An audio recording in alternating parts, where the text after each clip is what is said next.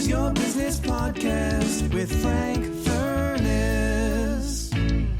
Right, we're now in that part of the sales cycle where we've looked at maybe where we find the clients, how we telephone, how we get in front of them. But now we're in front of them, those first 30 seconds. How do you relax yourself? How do you get the rapport going immediately with them?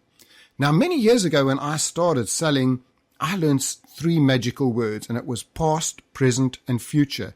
And what I do when I meet somebody, I just use those 3 words. So if I meet somebody who's got a company, I'll say, this is an incredible company. The past. How did you get started? Now, I can guarantee you that person is so proud of how they've started that company, but nobody has ever bothered to ask him that question. And they'll say to me, you know what, Frank, 20 years ago, I had a car and I used to pack the beers in the back and I'd go from door to door selling it to the restaurants, and I nearly went bankrupt and life was so tough for me, but things got better, and I just sit and I listen. The next thing I speak about is present. So tell me about your present situation. How many people have you got working here? How many factories have you got? Well, we've now got 8 factories. I've got 200 people working for me. And then I ask the question that'll give me more buying signals than any other question. I say to them, so where do you see yourself in the future? And then I say, look, we're expanding. We're going to be opening another 3 factories. It doesn't matter what kind of business you're in. If I'm in recruitment, I know there's business. If I'm in software, there's going to be business. If I'm in insurance, there's going to be business. Just by asking those first 3 questions, past, present, and future, I develop incredible rapport, get them speaking about themselves, tension levels come down, and I just sit and listen. Ian, what would you say would be some of the great NLP things we can add to that? Well, there's loads. Firstly, I'll just pick up on your question of how do you see the future. Now that the folks have listened to this program for a bit, depending on what clues they've given you, you might rephrase that to, gosh, how do you feel about the future? Or what kind of things, how are you going to be talking about the future? Or what will the future say to you? Yeah, that one works too. So you can have a lot of fun in the first few seconds of building rapport by using those visual, auditory, or kinesthetic representation systems. Before I get into rapport in the meeting, I'd like to say that the rapport, repeating the point, rapport is very dependent on the state of the salesperson. So I would go back a step and I would say that it actually probably starts 24 hours before the meeting. Because if you think about it, what affects the state of the salesperson? Well, this is obvious stuff and I apologize for it, but I see so many salespeople getting it wrong. Did you have a good night's sleep? Were you rested properly? You fed and all that sort of stuff? Very important. Secondly, did you plan the journey?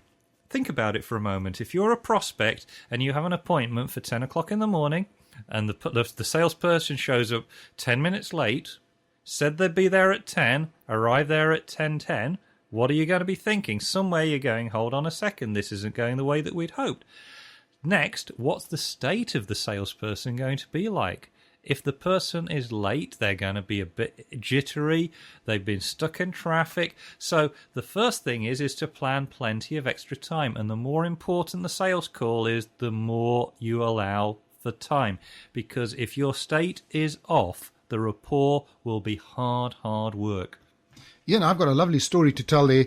Some years ago, I had a client of mine who was a really good client, and he phoned me up and he said he wanted to buy some extra products, the things that I was selling at the time, and it was going to be a big sale. But he said to me, I want you to come around on Friday night at 6 o'clock.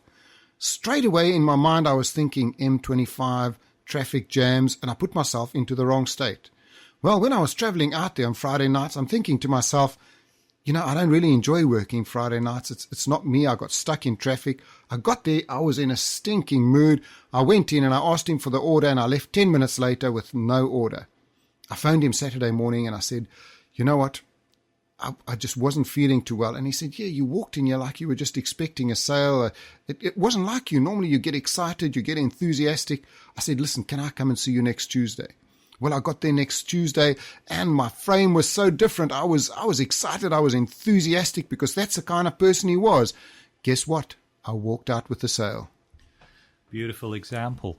And the thing is, and this is really good news, some of the NLP stuff that we're talking about in this program is a little bit less easy to use. This is something that is easy to get right. You just allow extra time, think about the state you want to be in, and then go and make your sales presentation. Oh, and by the way, If you're in doubt, arrive half an hour early, because this day and age, you've got your computer in your briefcase, you've got your mobile phone. You can always use the time for something productive should you be early. And of course, you could read one of our books if you wanted to. I've got to get that in. By the way, that's a great way of altering your state. If you read a book on sales technique by anything you like, one of mine, one of Frank's, any good sales book, that will do something to your state. So if you arrive half an hour before a sales call and read about selling, that does something to your state. Next thing is if you arrive rushed or hurried, people are going to pick that up. It's going to be bad for your concentration, but unconsciously, and I come back to this thing, that in a sales process, there's conscious things going on and there's unconscious things going on. Consciously, the prospect will be going, okay, what have you got? Who are you? What products have you got? What are your prices like? But you're giving out a ton of information unconsciously. You might be jittery. You might be out of breath. If you've not had a good night's sleep, you might have bags under your eyes or goodness knows what. Now, with everything else that's going on, the prospect probably isn't consciously thinking about that, but somewhere it's going in. They're getting the message that this person isn't in control of themselves, they're not looking after themselves properly, and so unconsciously on the side of the prospect, they're going, whoa, hold on a second, how am I convinced you're going to look after me when I don't really get the impression you're not even looking after yourself at the moment, and you haven't even got the extra work of looking after my business yet? So it's very, very important to get the state. Now, once you've got the state, there's a few extra practical tips on state, by the way.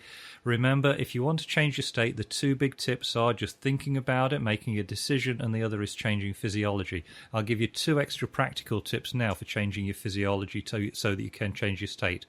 One is breathing. If you breathe in and then breathe out for double the count. So if you breathe in for, say, 4, then out 1, 2, 3, 4, 5, 6, 7, 8. Just do that 3 or 4 times. You don't need to do it too much. That will calm you down. Calm salespeople sell a lot more than jittery salespeople. If you want to get into the biology of it, it's how you stimulate your sympathetic versus your parasympathetic nervous system. If you want to go down and understand the biology, if you don't want to be bothered with all that, just breathe in and out for double the count. Whatever, in for 6, out for 12, something like that. Don't hyperventilate. Just take it easy, nice and calm. The other one is smiling. Just smiling for no reason. That forces the skin under your eyes to squidge up a little bit, and the muscles around your face too. This has actually been measured. A microscopic amount of beta endorphins to be injected into your brain via your skin muscles, because you're smiling and squidging those muscles, and beta endorphins get generated. So it's a very mild, very natural high, which feels good, even if you've got nothing to smile about. If you can manage it, a little laugh can work well, which is easier to do if you're waiting in the car than if you're waiting in the waiting room. So these things to change your physiology will increase your ability to build rapport. Now, you walk in the door, you do what we've said about the handshake, the eye contact, and the smile. That's another one. Yes, let's talk about the smile for a moment. Not everybody likes a lot of smiling. In fact, depending on which country you're selling to, I do most of my business now in Southeast Asia, smiling capital of the world. Me being a typical Brit, I don't smile that much, so I have to use my own behavioural flexibility to do a ton more smiling than I normally would. So my face muscles at the end of the day have had a bit of a workout. Russia apparently has the lowest cultural smiling value. In fact, there's a Russian saying that if somebody smiles for no particular reason, they are an idiot. Yeah, that's a cultural thing. So for those of you selling to Russians, you might not do the big grin from ear to ear when you meet somebody, because it's perceived negatively. So you've got to know who you're dealing with and what the smiling means. Golden rule is you just look at what the other person's doing. If you're not sure, smile a little bit, and that helps building the rapport. What else? Well, we've already done clothes, but by the time the presentation started, that's already a done deal. So you've got things like basic physiology. You can match, well, we're going to talk about overmatching in just 1 minute, but you can match in various areas. We've done arms, we've done legs, we've done smile, we've done eye contact, we've done voice tonality, voice speed, and pausing. There's a few more. Breathing. If you breathe at the same rate as the prospect, that will force a little bit of rapport, and it's very unconscious. Nobody can be listening to what you've got to say and pay attention to the number of in-breaths and number of out-breaths you're doing. As with most other NLP techniques, You probably won't think about this consciously all that often, but it does work, and it's always outside of conscious awareness. There is a little bit of discussion in the NLP community about eye blinks. If they blink, you blink. I did this a few times, and I met this guy who said, Ian, you're an interesting guy, we get on, but you really do blink a lot. So I'd also pass that on, even though it's in a number of NLP books, I would actually pass that on as something to, maybe not use. So that's about it as far as rapport, building rapport, and matching and mirroring. What about remembering names, Ian? Because let me tell you a little story about something that happened to me. Many years ago, I went to go and see a very high executive at a very big company, and his name was Eustace. And you talk about programming the unconscious mind. I went and I was sitting in reception, and I said to myself, don't call him useless. What do you think I just programmed myself to do? Well, I walked in there, I shook his hand and I said, hi, Useless, good to meet you. And then, I don't know if you've ever been in one of those situations where it's gone from bad to worse and then disastrous, but I kept calling him useless. Then I started giggling and I burst out laughing. Well, that's not the kind of thing you want to do. So are there any little tips that you can give us, maybe NLP things, on how to remember names? Well, before I get on to how to remember names, because something that I do in Malaysia quite frequently is how you use NLP to improve your memory, and I've done that with many people, not to mention doing it on myself, so there are techniques for that. And now it's time for a word from our sponsor, so listen up. Hey, yes, it's me back again, Frank. I'm your sponsor, and I want to tell you about a series I've put together. It's actually been 2 years in the making. I have created the biggest online course for financial advisors. If you go and take a look at www.salesstrategiesforadvisors.com, salesstrategiesforadvisors.com, please go and take a look at our sales page there. You'll see the course has 281 videos, 106 audios, 12 ebooks, and 7 sets of scripts. And I promise you, you will make 10 times your investment at least in this course. There are so many ideas, every kind of strategy you can think of, new things added all the time. And for actually listening to the podcast, you can actually get 50% off the course. Please don't tell anyone about it. But if you go in to the checkout where it says coupon code, all you do is type in 50OFF, 50 off, and you will immediately get a 50% off the course on the one-off payment. Or, of course, you can opt to pay $29 a month. So, hey, this is Frank. I look forward to seeing you the other side and enjoying my online course. And now, let's get back to our recording. Ian, I've been in sales all my life. I've never heard of this TM cram. What is that all about? Well, I'll give you should we play a game first? I'll give you an illustration. Right. Now, there's one rule. For 30 seconds, you're going to do what I say. Okay. That was quick. Normally, when I have an audience, I've got to reassure them that I'm not going to touch them or financial discomfort or anything. It's just going to be me talking and you thinking. So, okay. Frank, do not think about a cup. Do not think about it containing coffee or milk. No, definitely don't think about it containing milk. Don't think about it being on a saucer. Don't think about whether it's a white porcelain or whether it's got any patterns. Don't think of it being white anyway. That's the main thing. And don't think about it being on a table. And don't think about the table being made of wood. That's very important. What do you find you're doing? I've got that picture in my mind. Yeah, that's normally the reaction. In fact, 99% of people will think of the cup, they will think of the coffee or the milk, they will think of the saucer, and I'll say, well, didn't we just have a deal, that you were going to do what I said? I said, don't think of the cup, you think of the cup. I say, don't think of the coffee, you think of the coffee. I say, don't think of the saucer, you think of the saucer. So you seem like a nice fellow. Why should you break your promise to me? I don't know, you just conditioned me. You've put it into my mind there. As soon as you start speaking about it, I start forming the images. Yeah, and that's exactly what happens with the brain. It's a fundamental of the human brain. We are suggestion processing things, and it's a very, very, very powerful thing in NLP. And I call it TM Cran because I'm dealing so much with people in Asia who don't have English as their first language. It's a real neat way of summarizing it. The full version is the mind cannot represent a negative. The mind cannot represent a negative. So I say, don't think of a cup, you think of a cup. Now, this can get kind of esoteric, Frank, so please feel free to butt in or pull me back on track. If you're going to be good at using NLP to get more sales, you've got to be good at using language better. One of the most powerful tools that's quick to use and easy to use is TM Cram. Because whatever you say to somebody, they'll process every part of that sentence except for one little 3-letter word, not. N-O-T. It takes the same amount of oxygen, or if you're writing it, the same amount of ink as all kinds of other words.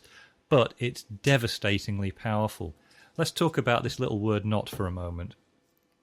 If I pick anything in life, this is where I get a little philosophical.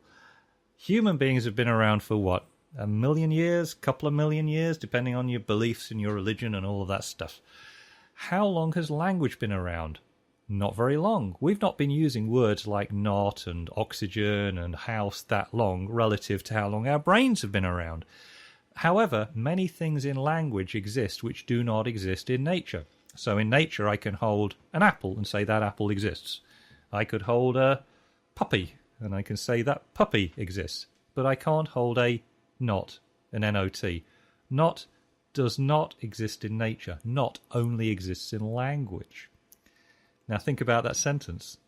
Not does not exist in nature. Not only exists in language. Think about that. I got to use a word not to describe what not is to you because it only exists in language. Right. Now here's where it gets really interesting, is because not has a very powerful effect on what we use in processing suggestion. So if I say to you, don't think of a cup, you think of a cup. How can you use this in sales? Well, you're probably not in a position to make a buying decision today. What suggestion did they have to process? Yeah. Right? So you're probably not in a position to buy today. Right? So they have to think about buying today. Right. In order to not buy today. Right. So you've actually run their brain through that. So, for example, you might use it in terms of, well, I'm not saying that this is the best product for you now. Right. I'm with you. You're with me now. No, I'm with you. Because they weren't thinking about it being the best product until you said that phrase. And they ended up thinking about it, even if it was just for a moment. And you were the best example of this with this. Hey, his name was Eustace, actually. And you used it on yourself because in NLP, this is TM Cran in action, because you said, don't think of his name being useless. Don't think of his name being useless. Then your mouth opened, then it all happened. Don't we see that on the golf course as well? Somebody gets up and they say, I always slice, or I'm no good at driving. They've just conditioned themselves. They then mess it up totally and they say, look, I told you so. Absolutely. In fact, the whole world of NLP for sports is the next boom area. Ian Woosnam has gone on record using NLP. A bunch of top PGA Tour professionals have used NLP. And just TM Cran has helped them enormously because one of my friends who does a lot of work with golf, as I've done a few myself, we just say, well, what do you want to achieve on this hole? And they'll say, I don't want to hit that bunker. I don't want to hit that tree. Say, okay, so you're programming your mind with what you don't want. Now, the human brain processes all words equally, but it doesn't process not very well. Yeah? Okay, so what does that mean to us in sales? What do we have to do differently? Right, you tell your brain what you do want. You don't tell it what you don't want. So if a salesperson comes to me and say, okay, if I do some coaching, which I do occasionally, if someone says, I want coaching, I say, what's the problem? And they'll say, I don't want to waste a lot of time. I don't want to lose sales. I don't want to blow deals. So what's the TM Cran process? Wasting time, losing, these kind of things. So I say, okay, so tell me what you want. And they look blankly and they say, well, I don't want to lose sales. Okay, so that's what you don't want. Tell me what you do want. And this is really important. This is the L in NLP. Language and how the language operates on the mind. The brain doesn't process negatives very well, if at all. So you've got to process everything in terms of positive language. So you say, I want to increase my sales by 20%. I want a closing ratio of 35%. I want to meet 10 people today. And of those 10, I want 3 of them and I want 3 deals. Or since we were talking about networking earlier on this program, go to a networking event. I want to collect 20 business cards from people who can get referrals for me, even if I don't sell. So everything gets processed in terms of positive language. Would this almost be like positive affirmations? Yeah, well, the thing is, affirmations work to the degree that they are positive. So if somebody has an affirmation of I won't be fat or I won't be depressed, well, guess what? The brain's processing the word fat or processing the word depressed. Right, so now we're looking at rapport. How will it help us there? And what are some of the other NLP things we can take into account for developing rapport? Well, you asked about memory, so I just want to close that loop. This is a big one. And one of the biggest reasons that state is really important is because all memory is state dependent. I teach at a university, and one thing I love talking to the students about is exam stress. And I say to them, have you ever had an exam, or if it's a sales call, you might have even had a sales call, where you were a little bit stressed and your state was, white knuckles, a little bit jittery, and your mind just goes blank. And then 2 hours after the exam, you're having a glass of lemonade or something, and you suddenly have that 2-hour after feel where you go, oh no, gee, I just remembered I should have said this, should have done that. And what's going on? How can it be that 1 minute you don't have a memory in your brain and the next minute you do? Well, the memory was there all the time, but it wasn't being accessed because the state was blocking it. So if you want to improve your memory, improve your state control. That sounds great, Ian. One of the things with rapport as well, if you think about it, if you're going to go and see somebody for the first time, what are some of the things that are going to be on their mind? Who is this person? Do I like them? Do I trust them? Are they coming here to rip me off? They're coming here to take me money. Do they have my interests at heart? So they've got all kinds of questions, and unless you clear that, you're not really going to move forward and develop any further rapport. Many years ago, I heard a great little story, and I don't know how true it is, but I heard that the American tobacco account was up for grabs. All of the advertising companies were trying to get this account, and there was a guy called Ben Duffy who had a small advertising company, and he said to himself, I'm up against the giants. How can I get this account? He said, well, let me put myself in the position of the person that I'm going to see and think about some of the things that might be on his mind. Who am I? Who's my company? What's in it for him? What's in it for me? He wrote out a list of 50 questions, narrowed those down to 10, then went into the meeting and said, Mr. X, in preparing for today's meeting, I put myself in your position and thought there might be some things on your mind, such as, who am I? Who's my company? What's in it for you? What's in it for me? He gave him the list of 10 questions. The executive from the American tobacco account also had 10 questions. They swapped lists. 6 were the same, and he got the account. Now, as I say, I don't know how much truth is in that, but I've been using the Ben Duffy since 1980. If I go in and see somebody, develop rapport with them, and then I will say, in preparing for today's meeting, I put myself in your position, and I thought there might be some things you might want to know, like, who am I? Who's my company? What's in it for me? What's in it for you? I then have my 60 seconds of glory where I tell him about myself, because they do want to know how credible you are. Once again, depending on the type of client. I then tell them about my company, because somewhere at the back of their mind, they're thinking, how long have you been around? How good is your company? What's in it for you? All I say is I want to take a picture of where you are right now with your business and where you want to be in the future and just see if I can help you get there. And what's in it for me? When you're buying your product or service, all I would like to be is somewhere near the top of your list of preferred providers. Does that sound okay to you? Now, Ian, how would that tie in with NLP? Does that make sense? Yes, a lot of sense. Well, let's look at it from the point of view of NLP and rapport, first of all, because by showing that list of questions to the prospect, you're doing something really important in terms of matching.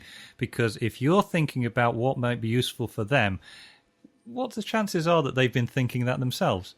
So in the department called thinking about what to get out of the meeting, number one, you're actually producing a list. And if you're a reasonably intelligent, reasonably educated person who's got some common sense, the chances are you're going to come up with the same obvious questions as them. So as soon as you show them the list, 2 things happen. Firstly, at an unconscious level, they're going, we like this. You're reminding us of us. Secondly, in terms of reaching out to build rapport, you've obviously gone to a little bit of trouble. So you've got rapport and reciprocation kicking in at the same time. So it's a great way of going to a bit of trouble to build that bridge. And so, yes, wonderful. Good job. Great. So that's building rapport. Let's move on right now to the most important thing, how to ask the right questions.